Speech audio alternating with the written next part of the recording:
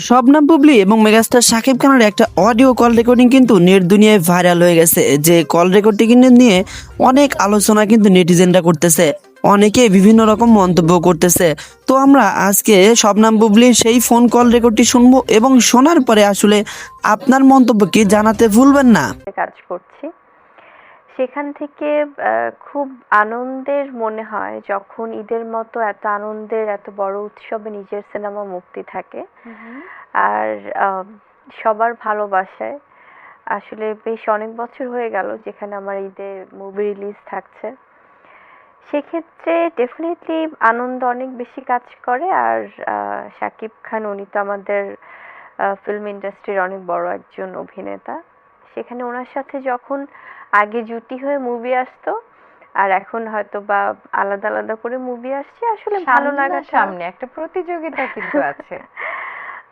প্রতিযোগিতা আমি আসলে ওভাবে ফিলই করতে চাই না, কারণ যেহেতু আমরা সবাই কলিগস, সবাই সবার জায়গা থেকে বেস্টটাই দিতে ট্রাই করি এবং প্রত্যেকের সিনেমার আলাদা আলাদা একটা ল্যাঙ্গুয়েজ আছে, একটা প্যাটার্ন আছে, একটা স্টাইল আছে।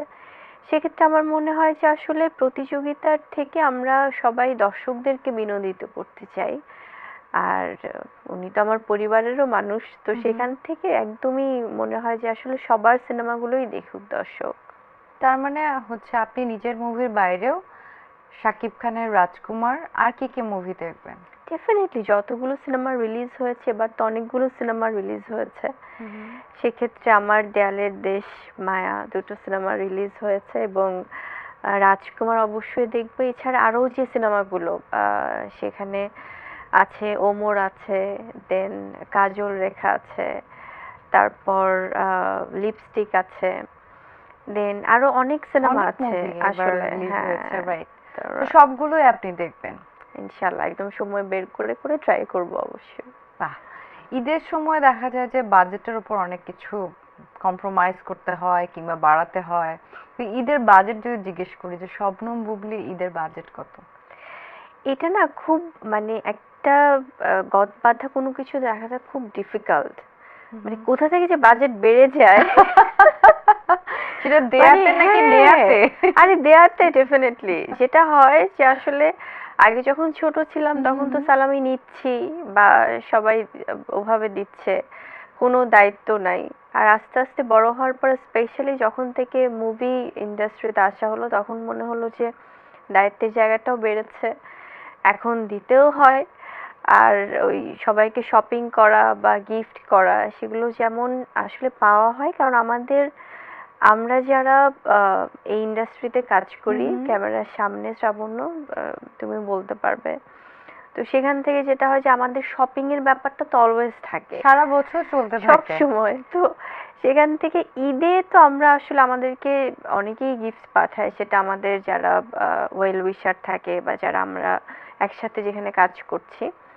তো আমাদেরকেও কিন্তু স্পেশালি কিনতে হয় গিফট দেওয়ার জন্য, সেটা Right. আত্মীয় স্বজন থেকে শুরু করে। তো দেখছি দিচ্ছি দিচ্ছি দিচ্ছি, বাজেট একটা করা হলেও মানে কোথা থেকে যে এটা ওরা ছাড়িয়ে অনেক দূর চলে যায়। গিফট যেহেতু বেশি দেয়া হয় বা সালামিটাও বেশি দেয়া হয়, একটু জানতে চাই যে বীরকে কত সালামি দেয়া হয়? বীরের ওর জন্য তো আসলে যেহেতু এখন আস্তে আস্তে করে বড় হচ্ছে, ও তো এখন বুঝবে, চকচকে এখন টাকা দেয় হ্যাঁ। ঈদের সময়, এটা তো নিশ্চয়ই বুঝে। এখন হ্যাঁ, এখন হিজ 4 years old, তো সেখানে অত বেশি না বুঝলেও কিছুটা একটু বুঝছে যে ঈদ মানেই খুব আনন্দের একটা দিন এবং ঈদের আগের থেকেই তার মধ্যে খুব ফিল হয়, একটা ফেস্টিভ ফিল হয়। এবং তাকে তো পুরা সবাই একসাথে মানে রাজকুমারের মতো যেটা হয় আর কি, সালামি দেয়া, আদর করা, দোয়া করা। আর মাশাআল্লাহ অনেক গিফট কিউট পাঠানো। একটা বাচ্চা, থ্যাংক খুব ইউ সো সুন্দর করে মাচ। কথা বলে, অ্যাজ লাইক ইউ। আর বীরের কথা শুনলাম যে তাকে তো সালামি দেয়া হয়, গিফট দেয়া হয়। গিফট বা সালামি যদি পাওয়ার কোনো অপশন থাকে শবনম বুবলির জন্য, সেটা তো অবশ্যই শাকিব খান দেয়, তাই না? হ্যাঁ, সেখানে আসলে সেখানে বাজেটটা কত থাকে, লাইক কত টাকায়? আমি একবার একটা অনুষ্ঠানে দেখেছিলাম, আপনি এবং শাকিব খান ছিলেন একটা অনুষ্ঠানে যেখানে আপনি হোস্ট ছিলেন। সেখানে অনেক কথা হয়েছিল এই ঈদ বাজেট নিয়ে, সালামি নিয়ে। সেটা কি এখনো বর্তমান রয়েছে? হ্যাঁ, মানে ঈদের আমি সর্বোচ্চ সালামি ওনার কাছ থেকে পেয়েছিলাম 1 লাখ টাকা। এবার মানে কত পেয়েছেন? এবার যেটা হয় কি আসলে আমাদের মধ্যেও তো সেই সবকিছু মিলিয়ে একটা বিষয় তো যাচ্ছেই। সেখানে আমাদের শেহজাদ আছে, আমাদের সম্পর্কের জায়গাটা আছে।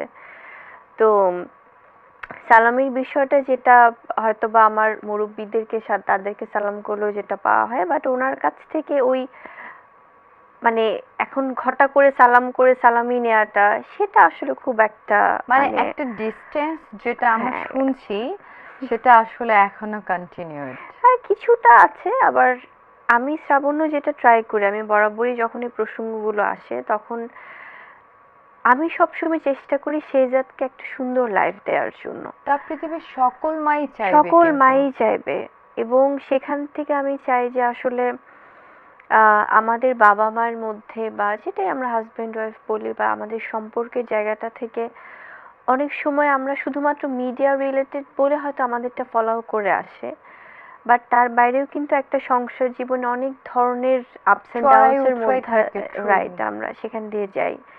তো হয়তোবা অনেক আমার নিজের একটা অভিমান মান অভিমান বা সবকিছু থেকে সেখান থেকে তো তার মানে কিছুটা এখন যায়। কি মান অভিমানটাই চলছে দুজনের মাঝে? না, এখন অনেকটাই আসলে কমে গিয়েছে, কারণ আমি ঈদের দিন কি বরাবরই দেখা হয়েছে বা ঈদের দিন হ্যাঁ ঈদের একসাথে দিন খাওয়া অবশ্যই হয়েছে? দেখা হয়েছে। সেটা Okay। আমরা প্রায়ই হয়, সেটা আমরা সেই পরিবেশটা শাকিব প্রায় খানের জন্য কোনো কিছু রান্না করা হয়েছে এবার পার্টিকুলারলি, উম, বা পাঠিয়ে দেয়া হয়েছে বা নিজে খাওয়ানো উনি হয়েছে আমার বসে? হাতের গরুর মাংস, হাঁসের মাংস এই ব্যাপারগুলো খুব পছন্দ করেন, এই তার মানে রান্নাগুলো আপনি অনেক ভালো রাঁধুনি, কারণ গরুর ট্রাই মাংস করে আর আছি। হাঁসের মাংস যে পার্টিকুলারলি পছন্দ করে মানে হাঁসের মাংস রান্না করা খুব কঠিন। খুব কঠিন, এবং এটা খুব আসলে মানে আছে না যে একটা প্রসেসিং এর মধ্যে অনেক দিয়ে করতে ডেডিকেশন হয়। এবং ভালোবাসা দিয়ে রান্নাটা করতে তো হয়। সেটা হয়। তো আর এবার তাহলে কি রান্না করা হলো বা শাকিব খানের জন্য, হাঁসের মাংস নাকি গরুর মাংস? এবার শুধুমাত্র এগুলো না, অনেক কিছুই রান্না করা হয়েছে। আর Okay। আমাদের যেটা মিট আপের কথা, হুম। এটা কিন্তু খুব প্রায়ই হয়।